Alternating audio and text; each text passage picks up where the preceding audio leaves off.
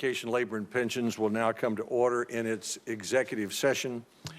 We meet today for the purpose of considering the nomination of Betsy DeVos to serve as United States Education Secretary.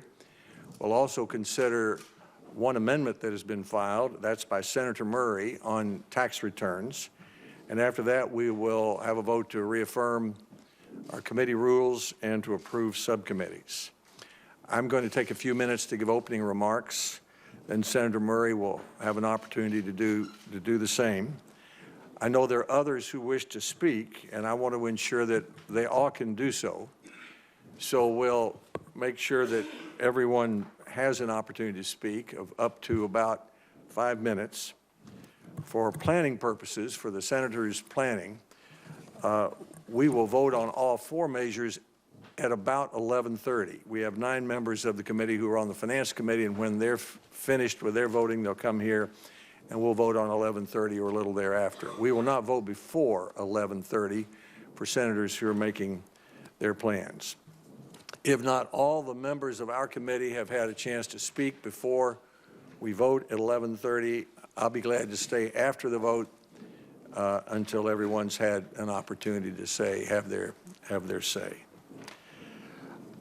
Now, these are my comments. This is a committee that of considerable differences of opinion, but it's also a committee that has, on big occasions, been able to resolve those differences of opinion, usually in a cordial way. I'm sorry to say that we're not able to do that this time. We have differences of opinion still remaining on process, and we have differences of opinion still remaining on the nominee. We have a difference of opinion on Senator Murray's amendment. I have the greatest respect for Senator Murray and for each member of this committee. I prize the fact that we've been able to resolve those differences and to do it in a civil way in the past, and I hope we can get back to that way of working soon. But I think I have to face the facts and say we disagree about process, we disagree about the nominee, and we're at the point where we need to express those disagreements by a vote. Let me start with the process. My goal from the beginning was a fair and thorough process to comply with the rules of the committee and to try to treat President Trump's nominee for Education Secretary about the same way we treated President Obama's 2 nominees for Education Secretary. In other words, to apply the golden rule. In my opinion, Ms. DeVos has complied with our committee rules. She's met with each of us in our offices. She's testified in our confirmation hearing. She has answered our follow-up questions. Based on my research, she's the most questioned Education Secretary in the history of the Senate. Number 2 is probably me, based on what happened in 1991. She's provided information about what she owns, about to whom she owes it, about whether she's paid her taxes, about who her campaign contributions are, and she's reached an agreement with the Office of Government Ethics, which is constituted by law, to work with each cabinet nominee and determine if there are any conflicts of interest, and if the office, the independent office, judges that there is, then the nominee has to find a way to deal with that. Ms. DeVos has reached an agreement with the Office of Government Ethics, and as a result of that, the office says that she has no conflicts of interest. Let me be specific about this process, and so much attention has been paid both in the committee and outside about the process. The President nominated his intention to nominate Ms. DeVos as Education Secretary on November 23rd. On November 30, Ms. DeVos sent a letter to every member of our committee saying she would be happy to meet with them during December. Many Republican members met with her. No Democratic member took advantage of that opportunity. On December 12, Ms. DeVos submitted her required forms to the Office of Government Ethics. On January 4th, a full week before her hearing was originally scheduled, Ms. DeVos submitted to our committee the paperwork that we require. Our committee requires it 5 days before holding a hearing on the nominee. A couple of days later, the committee was informed on January 6th that her FBI background check was complete.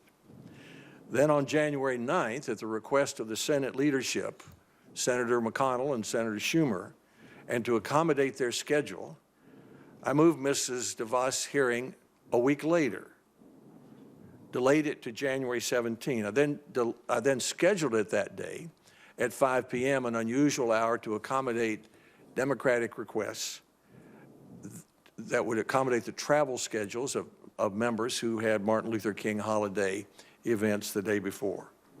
Then on January 17th, we had our committee hearing. Ms. DeVos testified for 90 minutes longer than President Obama's first Education Secretary, Arne Duncan, nearly 90 minutes longer than John King testified, President Obama's second Education Secretary. Then on January 19th, senators submitted about 1,400 written follow-up questions to Ms. DeVos.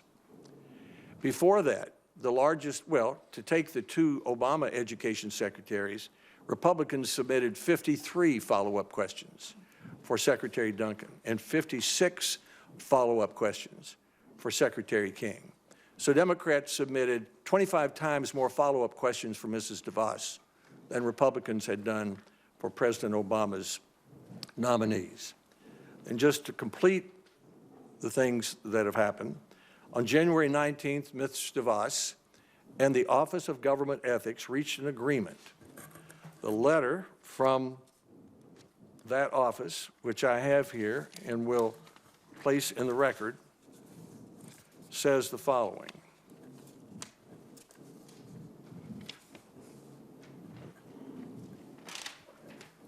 Thank you, Richard. We've reviewed the information presented, and they include an agreement between Ms. DeVos and the Office of Government Ethics.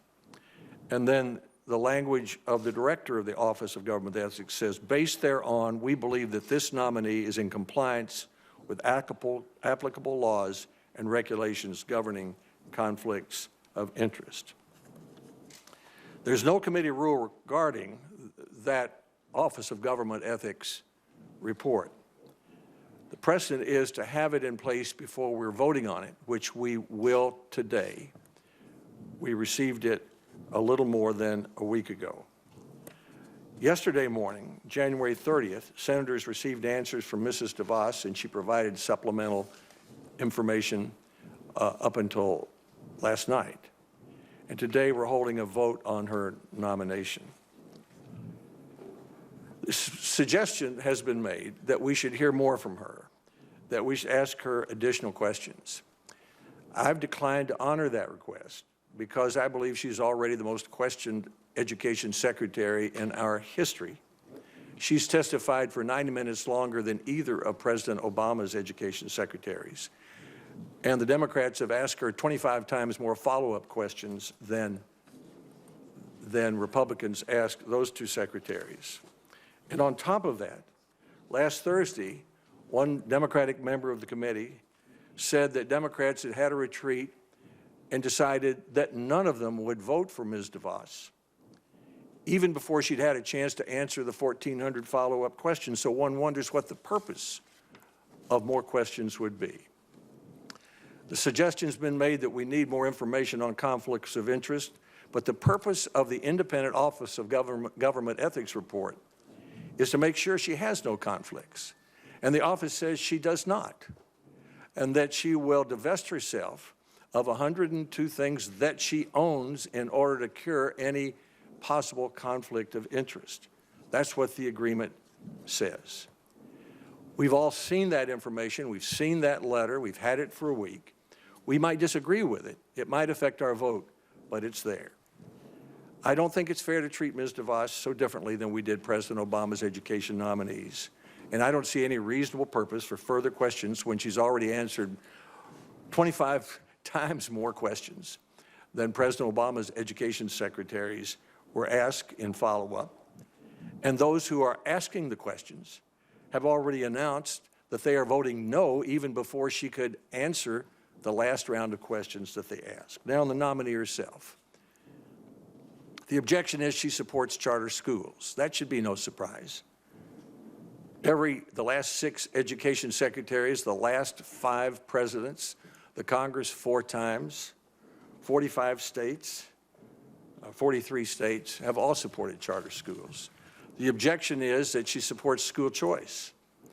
That should be no surprise that a Republican president appoints an education secretary who supports school choice. Both Presidents Bush did. Congress approved the D.C. voucher program.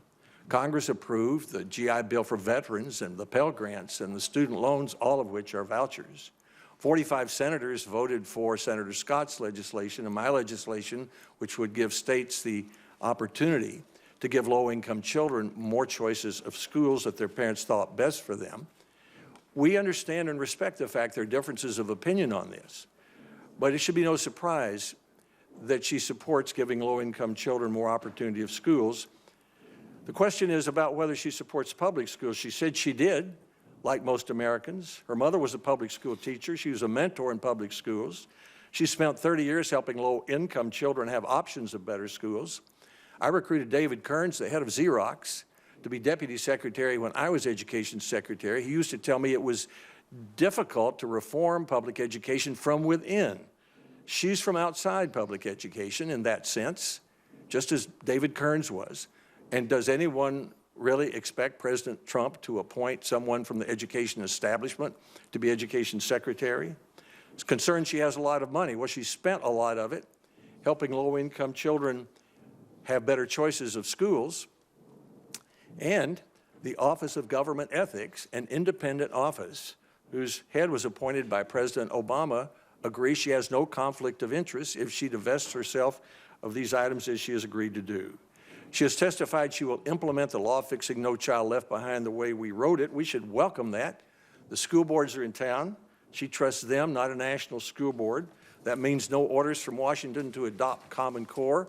That means no orders from Washington to adopt school choice.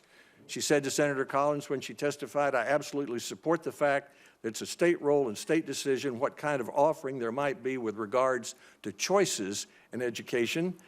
Maine has a unique situation with students attending school on islands and in rural areas, and to suggest the right answer for Maine is the same as the right answer for Indiana or any other state is just not right. I would not support a federal mandate or federal role in dictating those. 1 year ago, we did not have an education secretary because Secretary Duncan had resigned. I urged President Obama to appoint an education secretary for institutional reasons. I thought it was not good for a President of the United States not to have a secretary accountable to the Senate. I knew he would appoint John King. I knew that I disagreed with John King, but I said to the President that if he would appoint him, that I would make sure he had a prompt hearing and that we would confirm him promptly because I thought a President was entitled to his cabinet member. I had as big a difference with John King and continue to, although I respect him. I had a nice talk with him on the day he left office. I had as big a difference with him on the role of the federal government in schools as any members of this committee might have with Ms. DeVos. But in fact, she agrees with what 85 senators voted for when we fixed No Child Left Behind. She wants to reverse the trend to a national school board, stop telling teachers and school boards how to run their schools. One would think the committee would be delighted with that. I respect my colleagues. I don't question their motives. I don't question their votes, but I believe their concerns are misplaced.